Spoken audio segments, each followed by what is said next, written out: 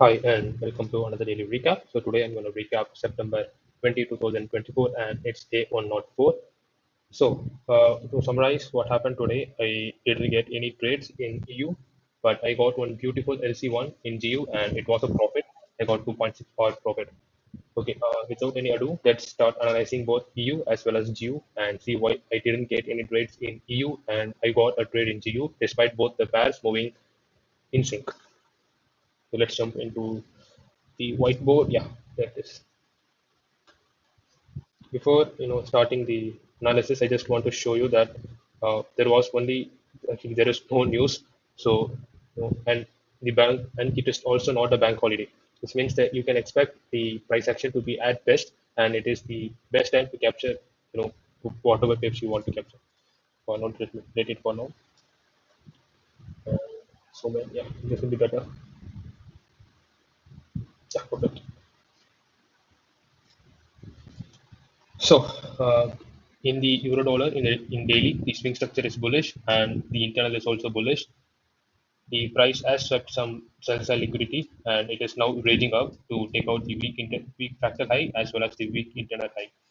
So you can say that the price hasn't mitigated the daily demand. It is not necessary, and because price has already reached the premium prices of this fractal range and swept some sell side liquidity. So price can move from liquidity pool to liquidity pool.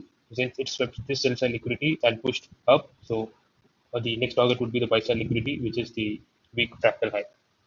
So the daily bias is bullish. So why? To take out the fractal high or the internal high. The objective is very clear. Now, jumping into the 4-hour chart, the 4-hour structure is the swing structure is bullish and the internal structure is also bullish. Now you can see the liquidity sweep very clearly. The price has swept the liquidity below this demand, and then it has mitigated. You can see price has mitigated into the fair value gap.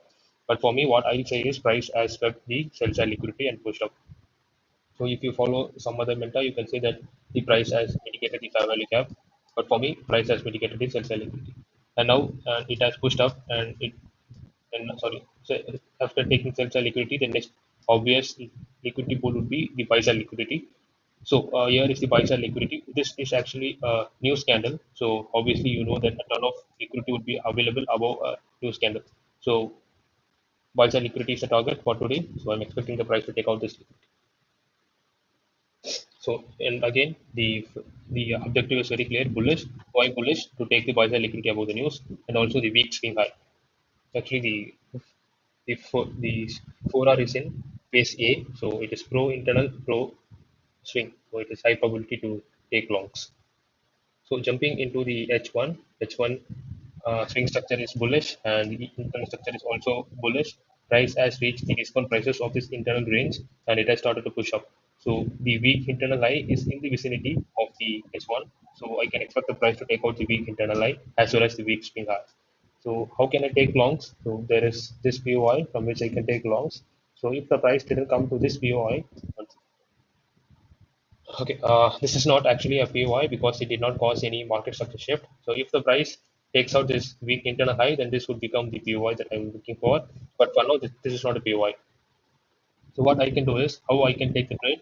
I can wait for the price to take some sell side liquidity below and then push up. So which will cause a bullish chop, and then I can look to trade using that bullish chop, fresh POI, target the weak swing high. Otherwise, one more option is there. I can also go for shorts if the price takes out the uh, shorts are low probability, so I won't be thinking of shorts today.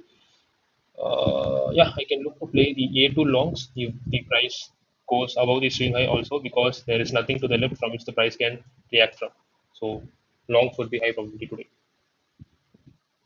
Yeah, this is the ideal case that I discussed just a moment back. Price reacted off nothing and made actually it reacted off nothing. So you can see that this is a demand zone, but for me this is not a valid demand zone. So it just came down and from nowhere it started to just push up. So I'm happy to follow the bullish momentum till the price takes out the weak swing high. Ideally, I'll wait for the bullish sweep zone to be formed to look for longs. I'll also consider the bullish order flow if there is any. So what does this mean?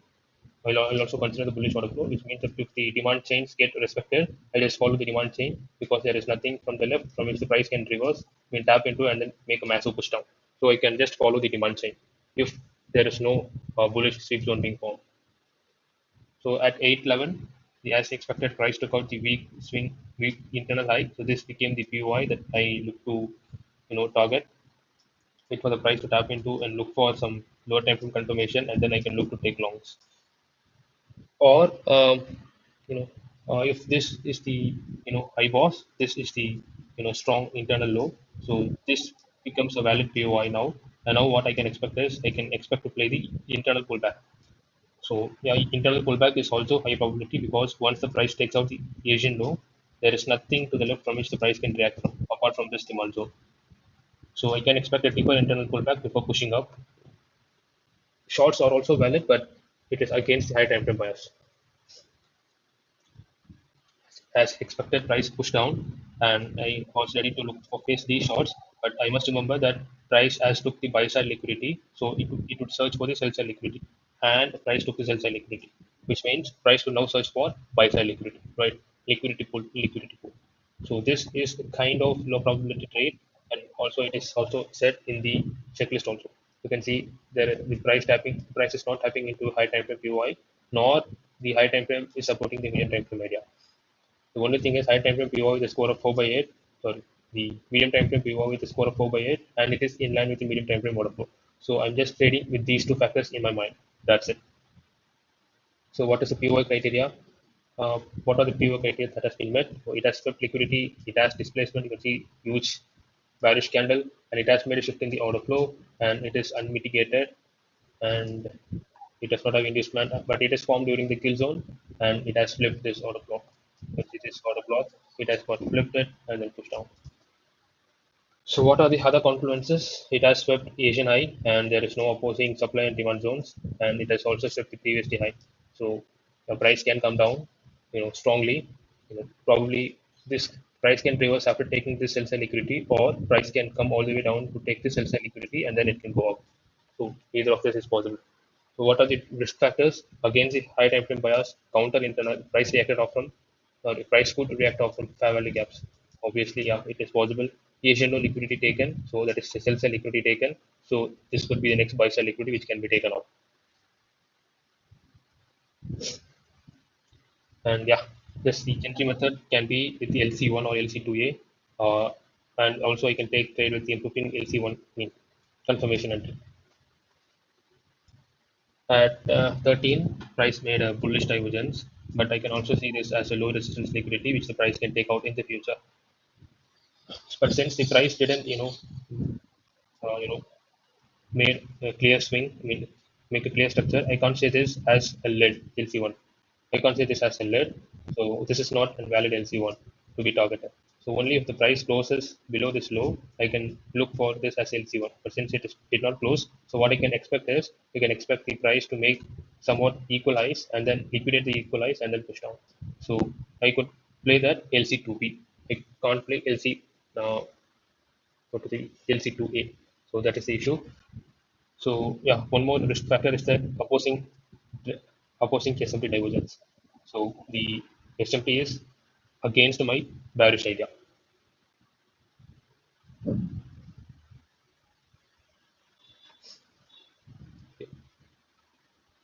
At 1330, price formed a bearish divergence. So it's kind of confusing if you stick only with divergence. That's why you must have multiple confluences. So I don't take the divergence very seriously. So there is a bullish divergence and there is a bearish divergence. I must just keep in mind that they can play out, but there is no valid LC1. So I need to wait for the price to make one more push down and then take out all the price and liquidity before pushing down. I can't trade blindly, right?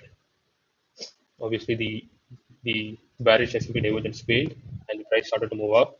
And at 1423, price started to come down to take out the this sell side liquidity.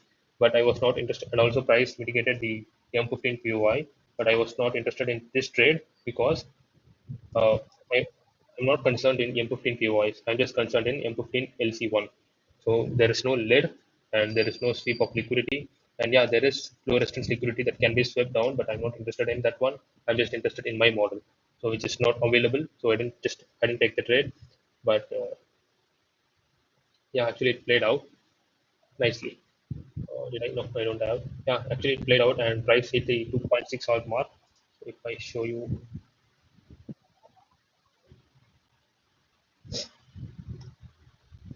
Let me just open the chart and show you where the price just went.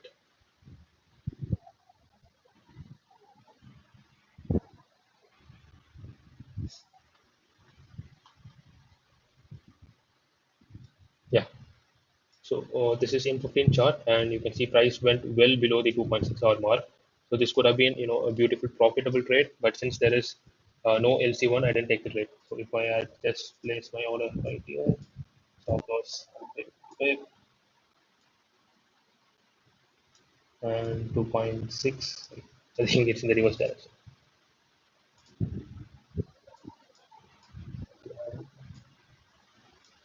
Yeah, easy 2.6 hour, but I didn't take the trade because there is no LC1 here.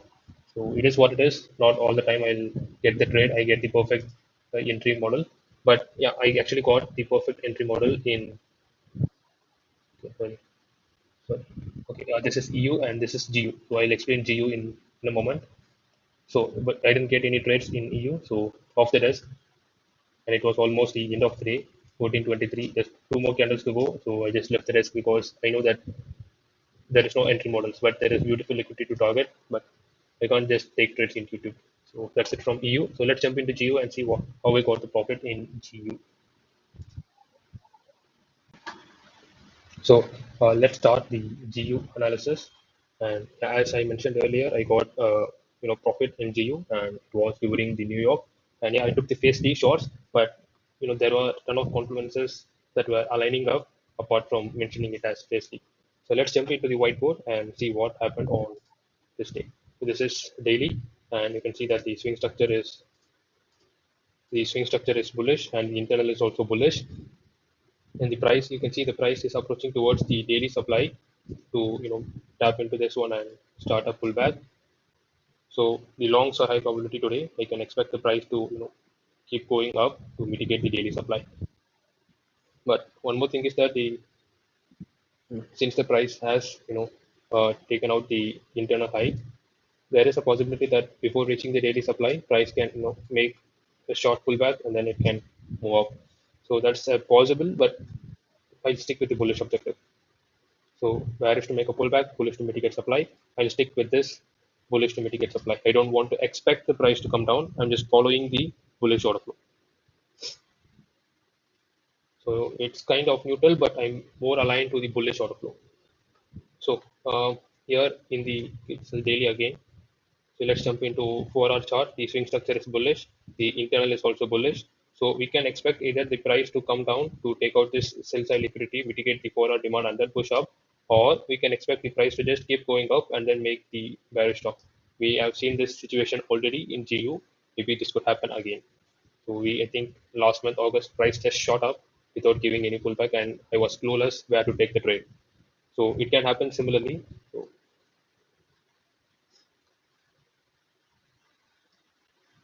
and yeah, this is the price can okay, this is zoomed in version. So you can see price can continue this bullish order flow till the price mitigates the daily supply, but I can also expect the price to come down to make an internal pullback. This is kind of not you know uh, maybe or may not be, but this is true because why it can't come down because price is not reacting anything from the left. So I can expect the price to continue up, mitigate the daily supply, and then it can start the internal pullback.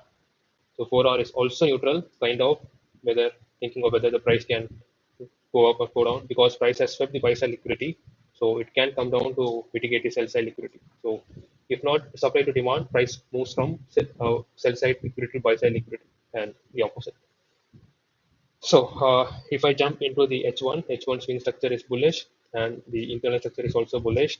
So we can expect the price to rally up, or we can expect the price to come down to take out the sell side liquidity and also mitigate the 4-hour demand before pushing up to take out the internal high.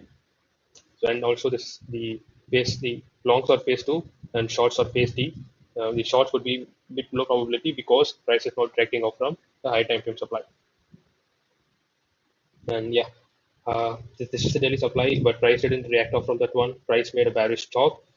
Most probably, this could be a bearish trap, bullish trap, where the early sellers are trapped, and then ton of liquidity would be produced here because all the stop losses would be above here, and price would just rally up, take out all the buy side liquidity, mitigate the daily supply, and then it can make the real pullback, real bearish momentum. So yeah, let's just continue that one.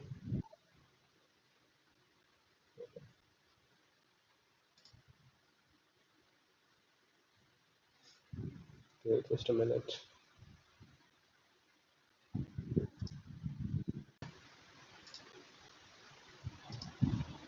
So let's continue. I'm sorry for the interruption. Yeah, yeah, price made a bearish talk, but this is, as I already told you, this could be a bullish trap. So let's start with the checklist. Price tapping off into the high time frame POI, no, but high time frame supporting medium time frame idea.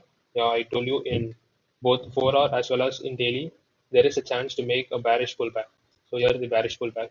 And one more thing is that in the 4 hour, there is also one more criteria that the price has taken out the buy side liquidity, and then now price can seek the sell side liquidity now. So partially, the high time frame is supporting the medium time frame idea, and the medium time frame POI has 7 out of 8 criteria met, and what it is in line with the medium time frame order flow. So 3 out of criteria met. So this is a very good POI, very good trade to be taken. And also, what are the other confluences? It's for the Asian eye, and it also has time-based liquidity. What's time-based liquidity? Session lows and the previous day low. So it has these two liquidity can be targeted because since it took the buy side liquidity, now it should take the sell side liquidity. And what are the risk factors? Obviously, counter internal, no high time frame POI mitigation, and there is no high time frame clear high time frame bias. High time frame is saying either the price can go this way or that way. Since there is no clear high time frame bias, I'm just sticking to my immediate medium time frame bias. So what's wrong with that? This is M15. So this is the H1 lid, and this could be the region where the price can react from, and then price can push down. This is M15 POI, or sometimes this is a lower time frame supply where the price can react and then push down. So let's see what happened. So what? How can I enter with? I can enter with either clear LC2A or LC2B, or I can enter with this M15 lead, which is very clear. As expected, price took the M15 lead, so I was just following the order, following the price action, and I kept my trade here. It got invalidated. I kept my trade here, and it got invalidated. But I decided not to cancel the trade because price can come down. So I just because price has just filled this imbalance, and also it has taken the buy side liquidity above this lower time frame supply.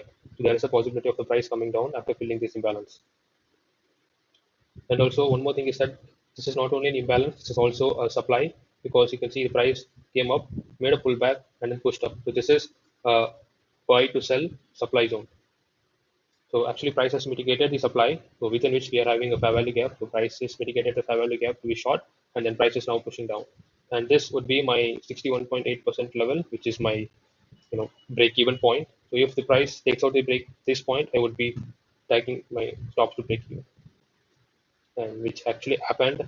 And yeah, not only the price came to my break even point, it actually it my take profit, and this was a beautiful trade. So I think this is the second winner of this month. I know that I took so many losses in between. It's not that I don't get winners. It's that I'm getting too many losing trades. So the end result would be me having net negative results. So that's what is reflecting in my journal. This is fine because I'm just starting out. So month after month, when I just go through my journal and when I review my journal, I can see some repetitive patterns. I can see some patterns which are leading to losers.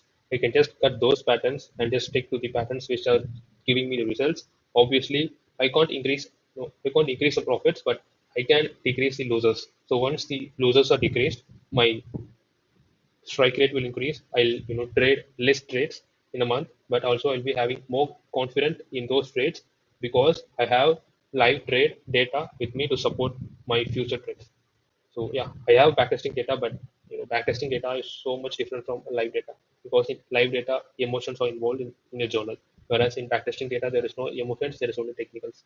So I'm just waiting for the end of the September to review my September month. This is the first time that I'm just reviewing my entire 1 month thing, 1 month trades because in March I was affected by the shining object syndrome, and September I was so rigid that I'm going to follow this trade plan strictly. and it's been almost 20 days that I followed this trading plan. Yeah, so September 21.